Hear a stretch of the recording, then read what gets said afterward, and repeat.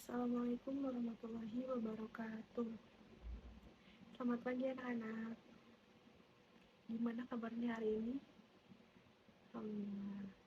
Baik, sebelumnya perkenalkan ya, nama Ibu Dela Berliana, bisa dipanggil dengan Ibu Dela atau Ibu Dedel. Nah,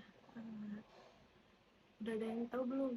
Di pertemuan kali ini kita akan membahas materi tentang apa sih? Ada yang tahu nggak di sini? Iya, silakan kamu. Ya benar, jadi di pertemuan kali ini kita akan membahas materi tentang runtuhnya kerajaan dinasti Abbasiyah. Nah, untuk poin pembahasannya di sini ada 3 poin. Poin yang pertama, berdirinya dinasti Abbasiyah. Poin yang kedua itu tentang faktor-faktor kemunduran dan kehancuran dinasti Abbasiyah. Dan poin yang ketiga itu tentang dampak kehancuran dinasti Abbasiyah terhadap dunia Islam. Untuk poin yang pertama itu berdirinya dinasti Abbasiyah. Mulai kapan sih dinasti Abbasiyah mulai berkuasa? Nah, jadi dinasti Abbasiyah mulai berkuasa itu tahun 1302 sampai tahun 656 Hijriah. Tahun itu tuh bertepatan dengan tahun apa sih? Jadi tahun itu tuh bertepatan dengan tahun 750 sampai 1258 Masehi. Masa dinasti Abbasiyah juga disebut dengan the most brilliant period. Apa sih artinya dari the most brilliant period? Jadi the most brilliant period ini masa yang paling cemerlang. Siapa yang membuat nama the most brilliant period di masa dinasti Abbasiyah ini? Nah, jadi beliau bernama Philip Khurshid. Philip Khurshid ini penulis yang terkenal di barat gitu.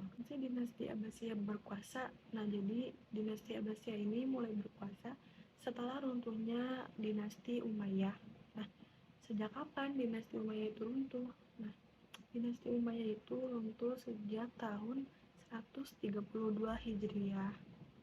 Jadi setelah dinasti Umayyah runtuh, barulah dinasti Abbasiyah ini berkuasa.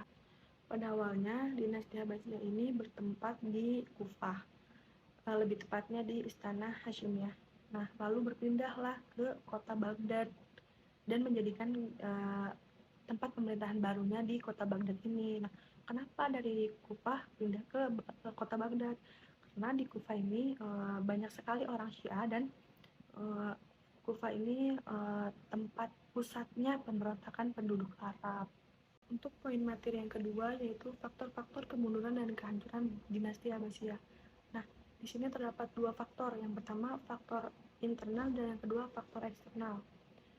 Untuk faktor internalnya yaitu luasnya wilayah kekuasaan, berdirinya dinasti kecil, rebutan kekuasaan di pusat pemerintah, persaingan antar bangsa, kemerasan ekonomi, konflik keagamaan, gaya hidup bermewah-mewahan dan bersenang-senang, korupsi atau memperkaya diri sendiri, umat Islam meninggalkan ajaran agamanya, sistem pergantian khalifah secara turun-temurun, serta khalifah muda dan tidak memiliki kemampuan memimpin. Untuk faktor eksternalnya yaitu perang salib dan serangan tentara Mongol. Pada tahun 1095 sampai 1291 Masehi, ada serangan dari pihak Kristen terhadap kekuatan Muslim yang disebut atau yang dikenal dengan Perang Salib. Untuk poin materi yang ketiga yaitu tentang dampak kehancuran dinasti Abbasiyah terhadap dunia Islam. Nah, di sini tuh dampaknya terdapat 3 aspek. Yang pertama ilmu pengetahuan, yang kedua politik, dan yang ketiga ekonomi. Jadi untuk aspek yang pertama itu tentang aspek ilmu pengetahuan. Nah, dampak kehancuran dinasti Abbasiyah terhadap dunia Islam kontemporer, yakni perkembangan ilmu pengetahuan mengalami kemunduran. Sebagai pusat ilmu pengetahuan dan peradaban, kota Baghdad memberikan dampak yang besar terhadap sejarah umat Islam. Dan juga banyak sekali khazanah ilmu pengetahuan yang ikut lenyap karena kehancuran dari kota Baghdad. Apa aja sih yang menjadi dampak dari kehancuran dinasti Abbasiyah terhadap dunia Islam kontemporer dalam aspek ilmu pengetahuan? Jadi di sini ada dua. Yang pertama ketertinggalan dalam bidang teknologi dan yang kedua ketertinggalan dalam bidang kedokteran. Untuk yang kedua yaitu aspek politik. Nah, waktu itu tuh umat Islam dipimpin oleh raja yang beragama Shamanism. Agama apa sih Shamanism ini? Udah pada dengar belum sebelumnya? Belum ya. Nah, jadi agama Shamanism ini dia tuh menyembah matahari. Nah, siapa nama si rajanya? Nama si rajanya itu Raja Kulagukan. Dalam aspek politik ini ada 3 permasalahan. Permasalahan yang pertama itu umat Islam terkotak-kotak, dan yang kedua itu umat Islam dijajah oleh Barat, dan yang ketiga tidak ada lagi sistem khalifah. Untuk yang pertama, umat Islam terkotak-kotak. Dengan demikian, hancurnya dinasti Abbasiyah berdampak bagi umat Islam secara politik. Tidak ada lagi kekuatan superpower dalam negara-negara Islam. Yang kedua, umat Islam dijajah oleh Barat. Nah, karena keruntuhan si dinasti Abbasiyah ini di dalam dunia Islam kontemporer dari aspek politik membuat umat Islam terpecah belah, mengakibatkan lemahnya kekuatan umat Islam sehingga mudah dijajah oleh negara lain. Hal itu terlihat setelah dinasti Abbasiyah hancur, dan ada 3 kerajaan besar yang mengalami penjajahan, yakni kerajaan Safawi, kerajaan Mughal, dan kerajaan Turki Utsmani. 3. Tidak ada lagi sistem khalifah. Runtuhnya dinasti Abbasiyah berdampak pada berakhirnya sistem kekhalifahan yang berdasarkan syariat Islam, kemudian berubah berdasarkan ideologi. Sebenarnya pada masa dinasti Abbasiyah periode kedua, khalifah hanya sebagai simbol pemimpin agama, sedangkan penggerak pemerintahan dipegang oleh sultan. Dengan berakhirnya sistem khalifah pada dinasti Abbasiyah berdampak pada sistem pemerintahan negara-negara Islam setelahnya. Sistem pemerintahan negara-negara Islam tidak lagi dipimpin oleh khalifah, tetapi dipimpin oleh seorang presiden. Pemerintah yang semula berbentuk kerajaan berubah menjadi pemerintahan parlementer. Misalnya negara Mesir yang sistem pemerintahannya republik dan kepala negara adalah presiden. Ketiga, dalam aspek ekonomi. Setelah hancurnya dinasti Abbasiyah, umat Islam mengalami kemiskinan dan perekonomian dikuasai oleh bangsa Barat hingga saat ini. Dampak kehancuran dinasti Abbasiyah terhadap dunia Islam kontemporer yakni terjadinya kemunduran secara ekonomi. Nah, akibat dari kehancuran ini, kota Baghdad menjadi runtuh secara total dan penduduknya tersisa sedikit selama beberapa abad. Peristiwa ini disebut sebagai akhir zaman kejayaan Islam.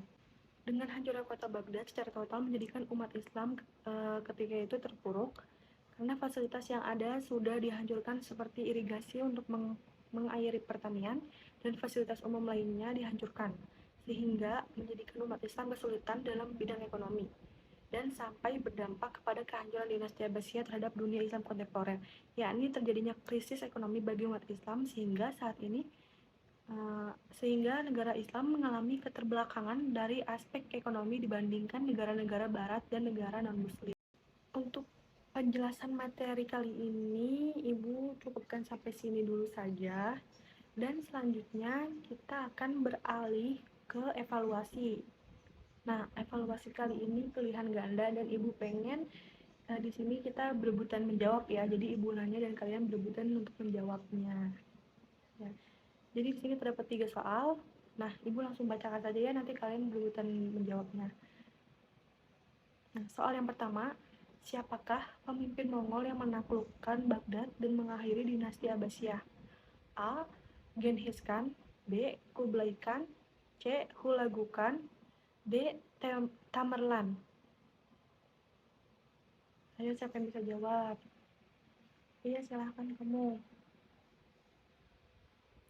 Iya, benar. Jadi jawabannya itu Hulagu Khan. Nah, terus soal yang kedua.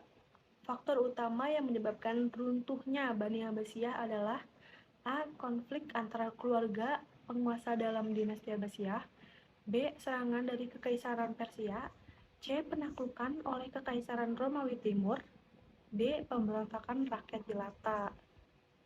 Ayo, siapa yang mau jawab? Nah, iya, silahkan kamu. Apa jawabannya? Iya, benar. Jadi jawabannya itu konflik antara keluarga penguasa dalam dinasti Abbasiyah. Nah, sekarang ini pertanyaan yang terakhir ya. pertanyaan yang ketiga, yang terakhir. Selain serbuan Mongol, faktor apa yang turut berperan dalam runtuhnya dinasti Abbasiyah? A. Penyebaran Islam Syiah. B. Inovasi oleh Kekaisaran Romawi Timur. C. Pemberontakan Turki Seljuk. D. Konflik dengan Kerajaan Franka. Ayo berebutan ya, ibu hitungnya sampai 3. 1, 2, 3. Iya, kamu apa jawabannya? Iya benar, jadi jawabannya itu C. Pemberontakan Turki Seljuk. Terima kasih anak-anak ya untuk pertemuan kali ini. Kalian semuanya luar biasa banget, pinter-pinter banget. Sampai bertemu lagi di pertemuan selanjutnya dengan materi yang berbeda. Dan jangan lupa setiap hari baca bukunya, karena kita setiap pertemuan pasti akan ada evaluasi. Nah, Ibu cukupkan ya untuk pertemuan kali ini.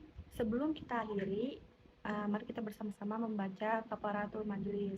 Bismillahirrahmanirrahim. Subhanakallahumma wa bihamdika asyhadu an la ilaha illa anta astaghfiruka wa atubu ilaik. Wassalamualaikum warahmatullahi wabarakatuh.